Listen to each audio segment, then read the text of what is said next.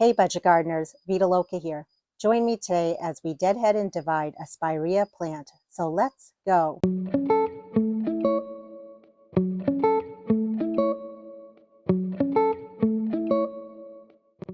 I wanted to start this video by thanking you for watching my videos and really supporting me in so many ways. Now that it's the end of August, it is go time here in New Hampshire. I'll be very busy dividing plants, moving plants, collecting seeds, and I'll be sure to bring you along that journey as much as I can. I also do a lot when it comes to my lawn in August and September. Let me know in the comments below if you want me to make any videos showing you what I do to keep my lawn healthy and green.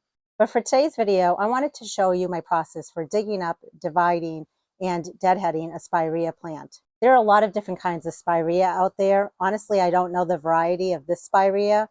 I don't even remember planting it in the area up along my driveway. But when it bloomed, it looked beautiful. But it's, in my opinion, not in the most optimal place where I can really enjoy it. I'm not even sure how it showed up there. So I want to just dig it up. I want to divide it. We're going to pot it up, and then we're going to put it in my plant nursery. And then next year, I'll have a bunch of plants that I can move around my property. So let's head down to my driveway, and I'm going to show you where this spirea plant is. So right there is the main road. And when you come up my driveway on the right-hand side, there is a spirea plant. And it is on the right-hand side where my plant nursery is. It looked really pretty when it bloomed in the spring. I just don't want it in this area here. So let's go ahead and dig it up. I'm just going to use a large shovel to do the job.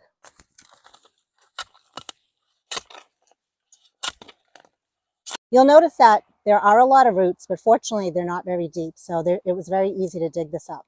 Even though it's the end of August, who knows? This might put on additional blooms. It definitely won't want to put on additional blooms if it hasn't been deadheaded. So I just want to show you quickly how I go about deadheading this plant. The reason why you want to deadhead your spirea plant is twofold. Number one, you want to tidy up and clean up your plant. Also, you're doing this to encourage more blooms if the plant is going to put off any more blooms. So we're just going to follow this down as far as we want, at least up to a set of leaves. So I'm going to cut this right there. So this one here, again, we can just follow it down. We could cut it to this leaf node here, this one here. It really doesn't matter. And whether or not this will bloom again, I'm not quite sure. But I just want the plant to look tidier. I want it to look cleaner. And not only that, I want it to keep putting its energy into the roots. I don't want it to put energy into forming seeds.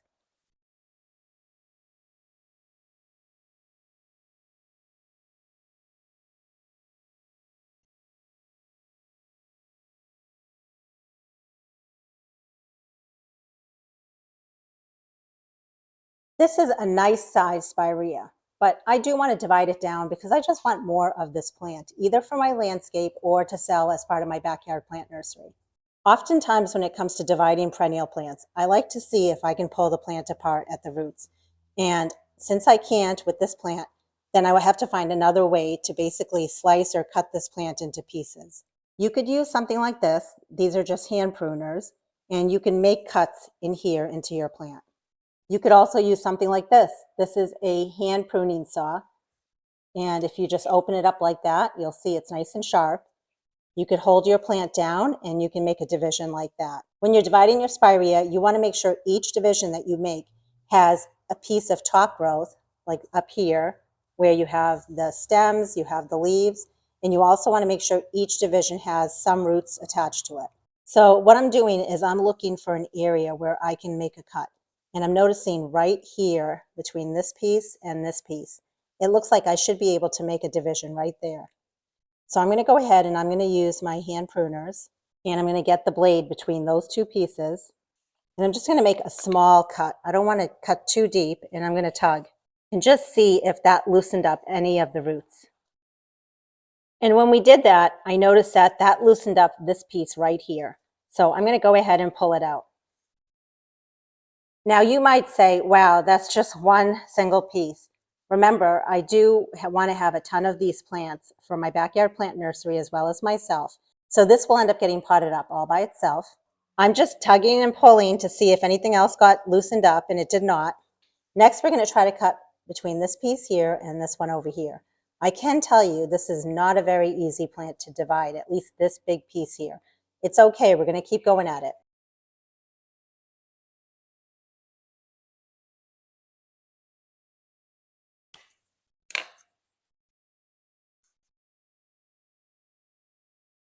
I'm just wiggling this around, and by doing so, I was able to loosen this big piece here. So I'm going to keep this one piece as is because there's some roots on this side and there's some roots on this side. It wouldn't make sense to divide this piece any more than what it is here. So next we're going to try to go ahead and cut right in between here.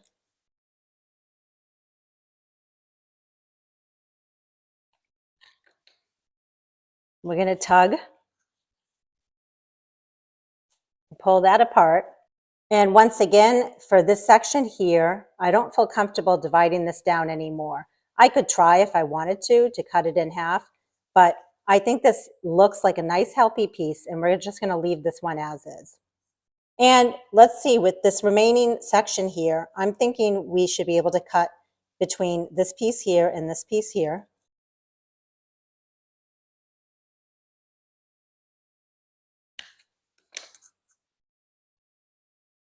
So now we have a nice section here with some roots.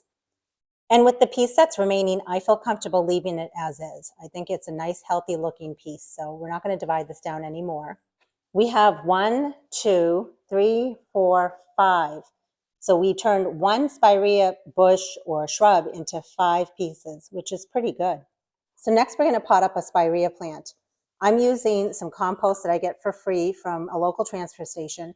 It often has some big pieces of wood or rocks in here that I need to pull out, but free is free, and I haven't had any problems with this compost. So I'm going to fill this about, I'd say 1/3 to 1/2 deep.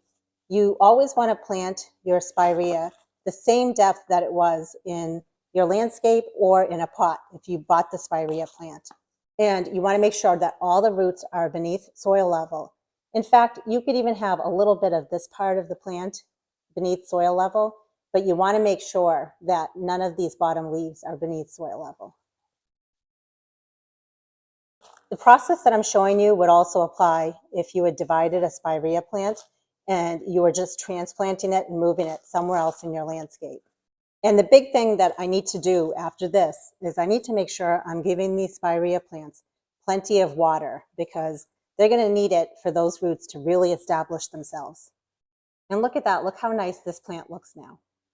I'll give these plants a good drink of water, and then they're going to stay in the shade for a few days because they're definitely undergoing a lot of stress, a lot of shock, and I want them to recover from that stress. And during the winter months, I'll be taking some hardwood cuttings from these plants because I definitely want to increase my stock in the pink colored spirea. I have a lot of the white colored spirea. I think it's called the bridal veil, but I want to also increase my stock in that. And I wanted to mention to you that if you have either spirea, the one with the pink blossoms or the white blossoms, everything I showed you today would still apply. And I plan on doing the same thing with my spirea that have the white blooms on them, because right now is a great time of year to be dividing and moving our plants around. This is a great way to increase the stock of your plants if you have a backyard plant nursery or if you just want to increase the stock of plants in your yard. Plus, most perennials benefit from being divided every 3 to 5 years. So it's always a good thing to be doing in your garden to maintain the health of your plants. If you have any questions or comments, I'd love to hear from you. Please drop them down in the comment section below. And until the next video, make it a great day with gardening.